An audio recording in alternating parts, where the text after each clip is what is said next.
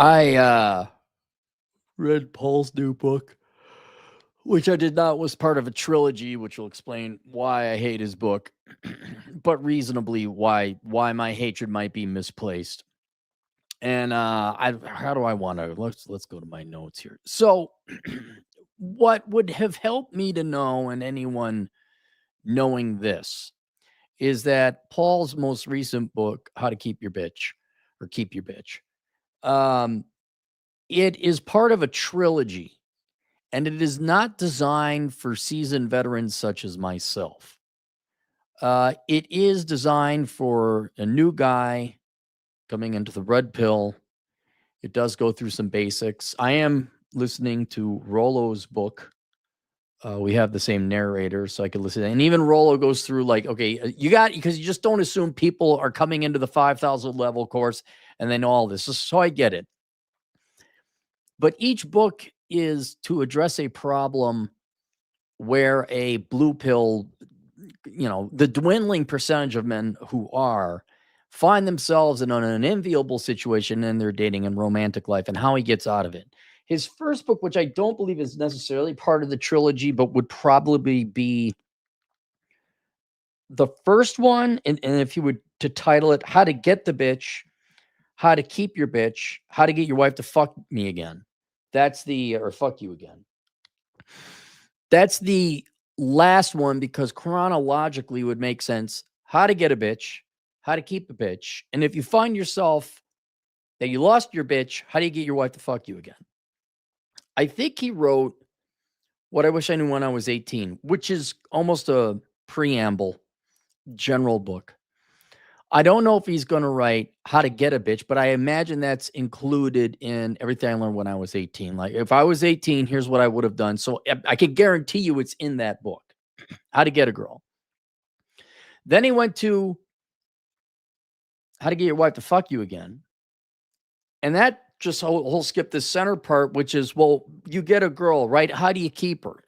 Which is the most recent book he wrote, which came after How to Get Your Wife to Fuck You Again. And I'm like, well, if it chronologically you said how to get the girl, how to keep the girl, and then if things really go bad, like you still screwed it up, how to get your wife to fuck you again, it would make chronologically a little bit more sense. So for me, veteran, whatever, like, yeah, okay, I know this stuff.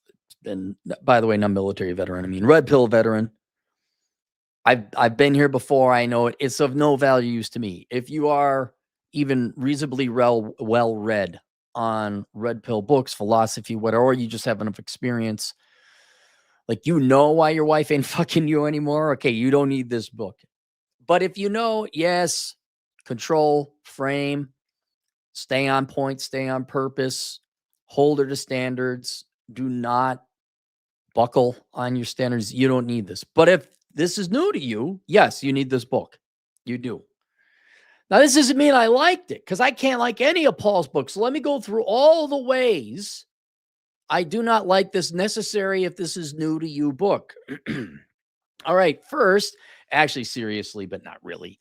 Paul and I disagree philosophically on some things, and not anything terribly practical.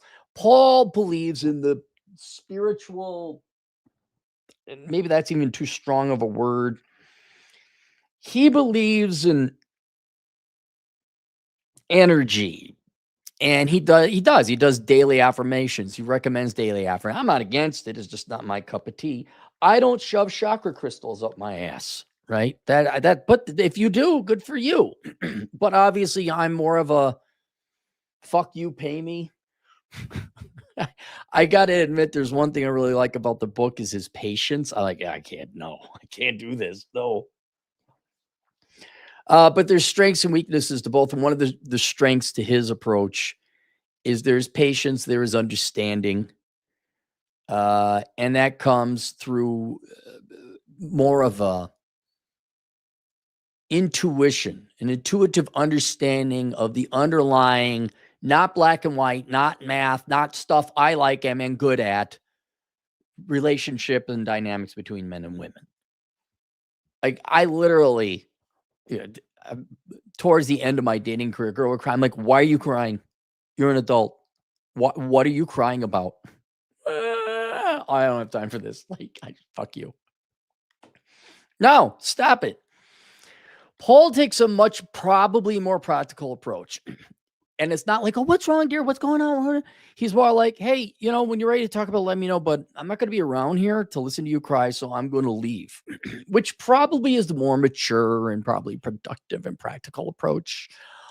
I don't have patience for it. It's like, I have a rule in my place. There's no crying. You will use your adult words and you will tell me what is bothering you. You won't even get to the stage of crying because it doesn't work on me. So knock it the fuck off.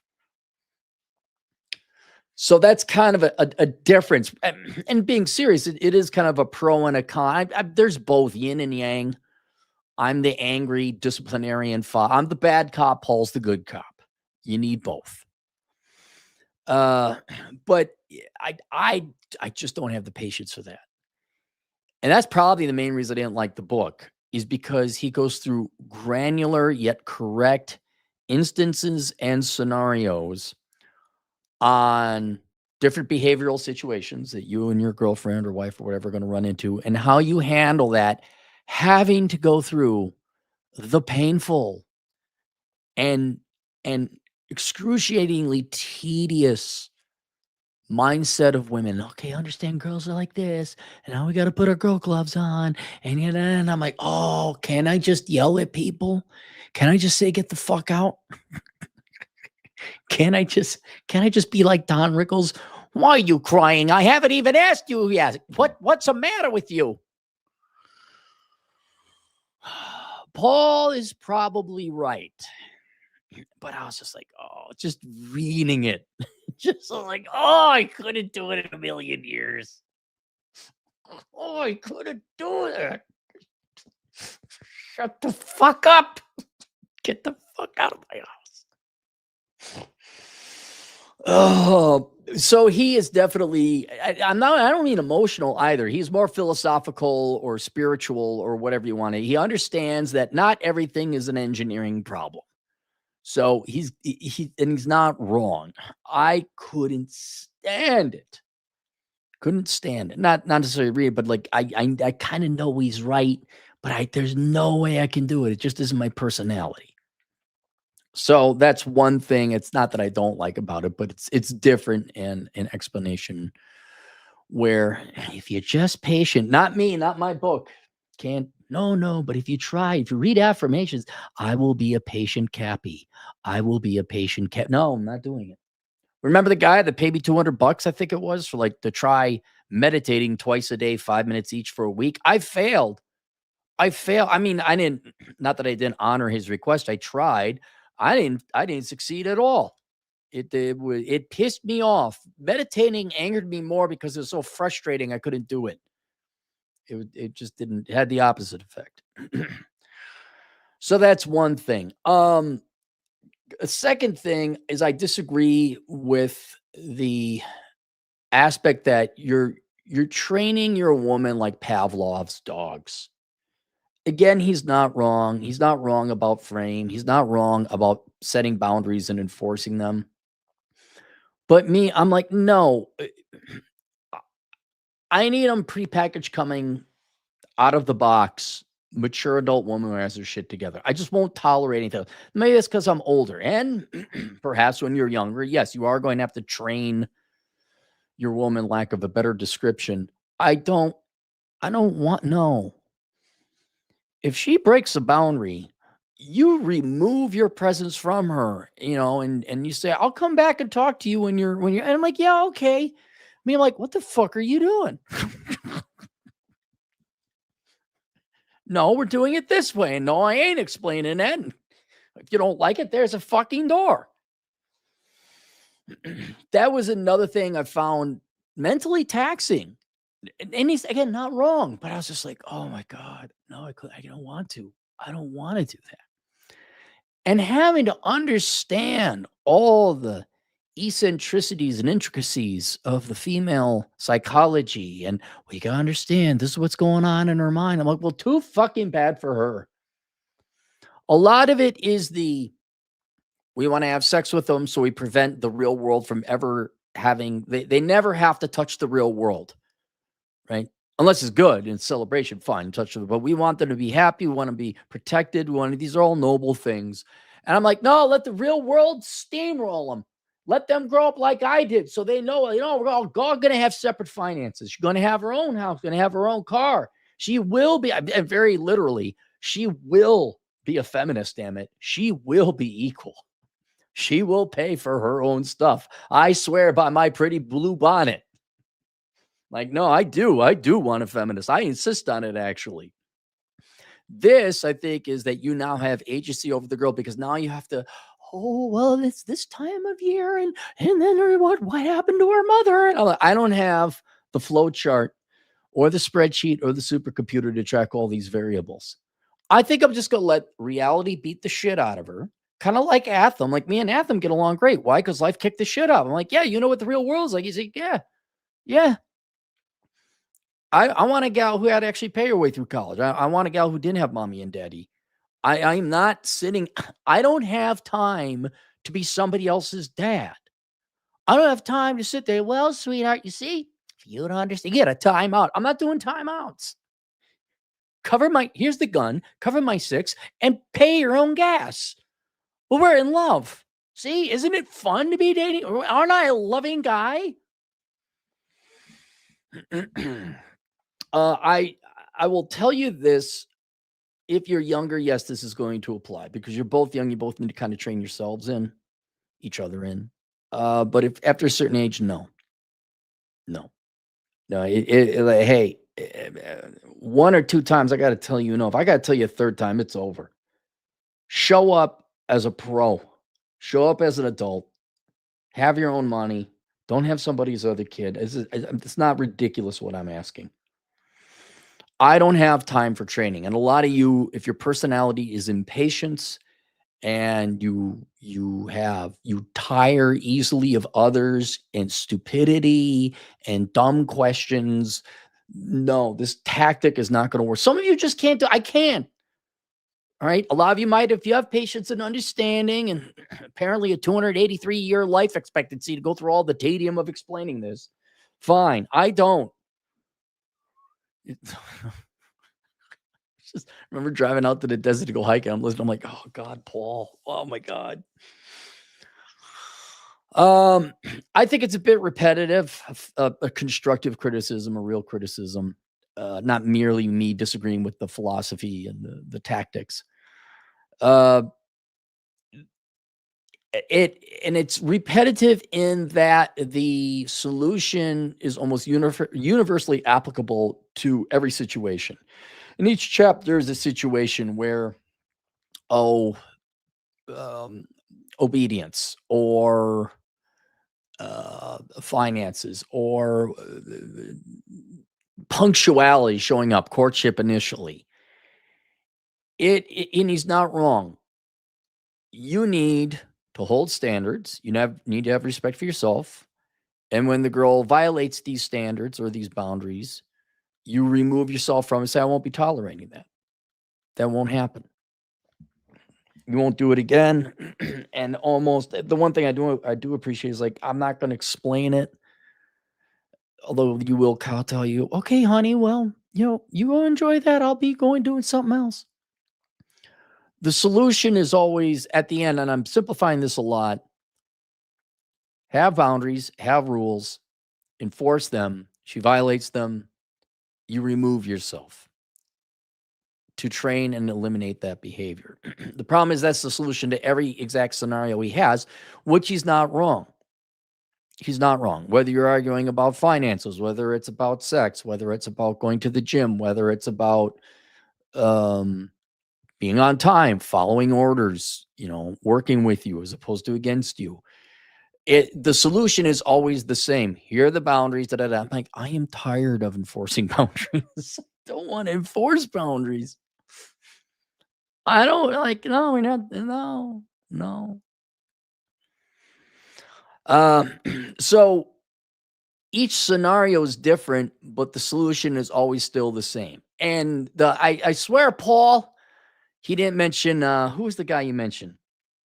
Coach Corey Wayne. in his previous one, Coach Corey Wayne. He mentioned him a lot. He mentioned masculine energy as many times as he mentioned Corey Wayne in this one. And yes, I understand what he's saying. Women want to feel safe. They want to feel led. They want to feel your masculine energy. It's like, you mean being angry and yelling all the time and telling people what to do and barking orders? Is that my masculine energy? Kinda, but it also means you are a man. When she shit tests you, you pass it by blowing her off and like, that's ridiculous. Is that a test? Cute test. Never do it to me again. That's not how you pass it. That's how I pass it. You never test me again. But I did. You never test me again. So you are a child. It really is like, oh fuck.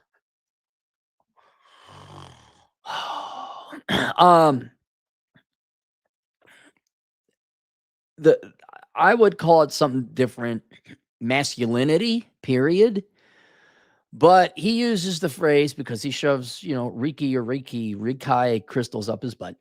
Um, he likes to use masculine energy. I would use a less flamboyant word. I would use masculinity. But I know what he was going with that, where feminine is attracted to the masculine, no matter what feminists and Democrats say. And if you are that, yes, the girl is going to naturally, unconsciously start feeling comfortable, even in whatever she's saying. Otherwise, she will gravitate towards that. And as it just so happens to be, that's the only way the dynamic actually works. The only other problem that I really have with it, though, this is due to him writing a comprehensive series. As a lot of what he says has already been established, just some of it like 20 odd years ago.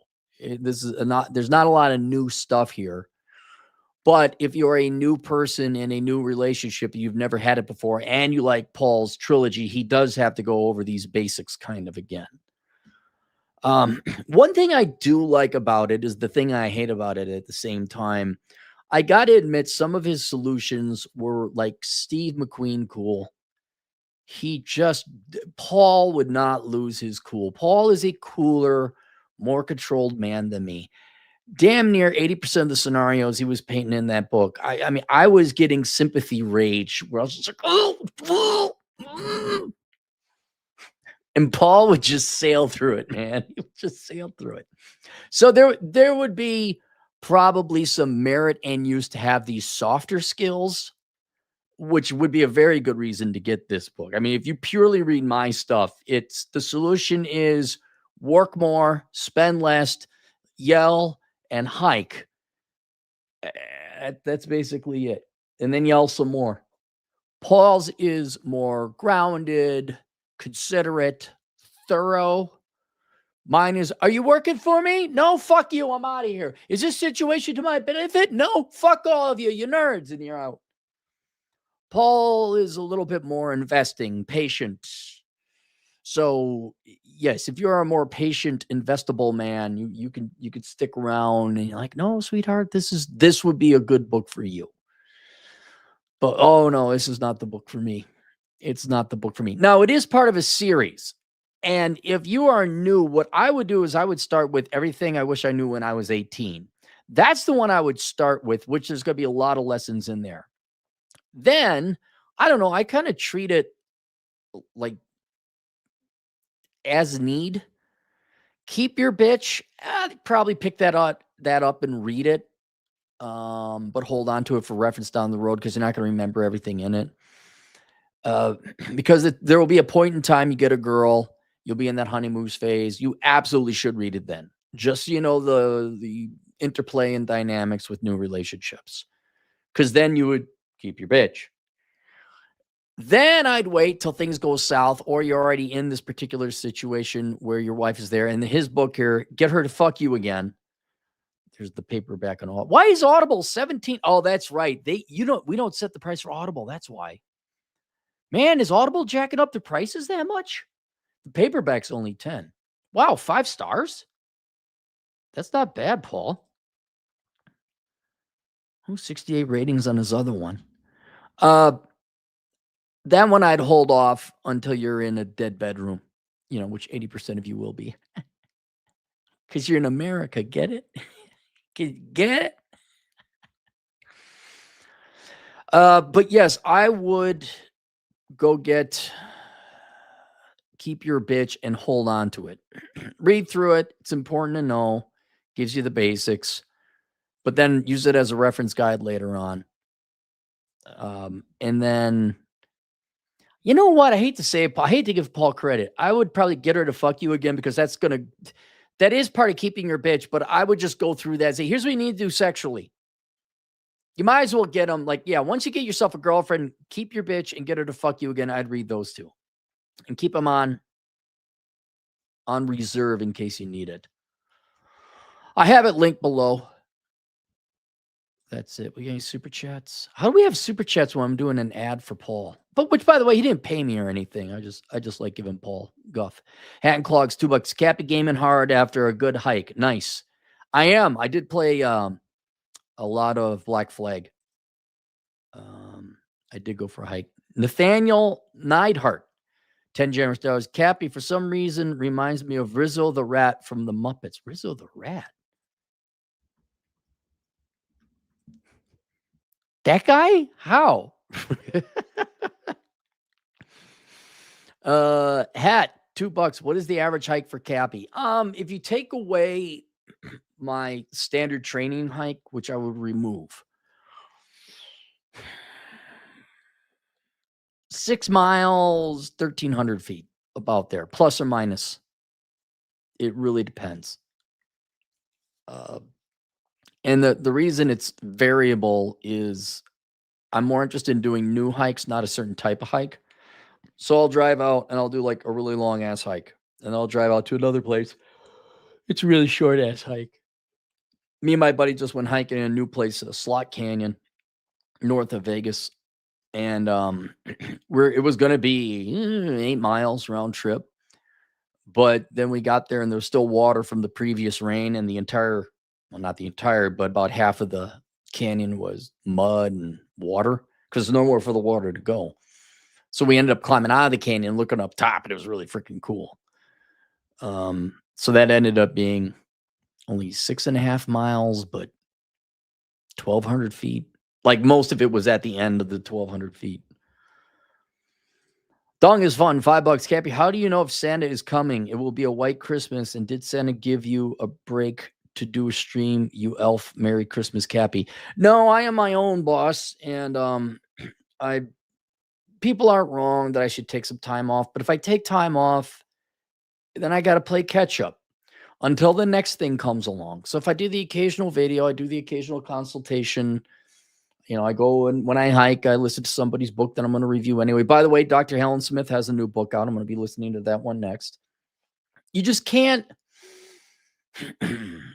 I do take a full Sabbath, although I haven't in 3 weeks because things keep popping up.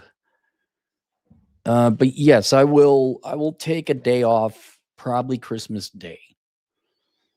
I am going to go to the gym tomorrow. And look, I'm playing a lot of video games, all right? But you'll get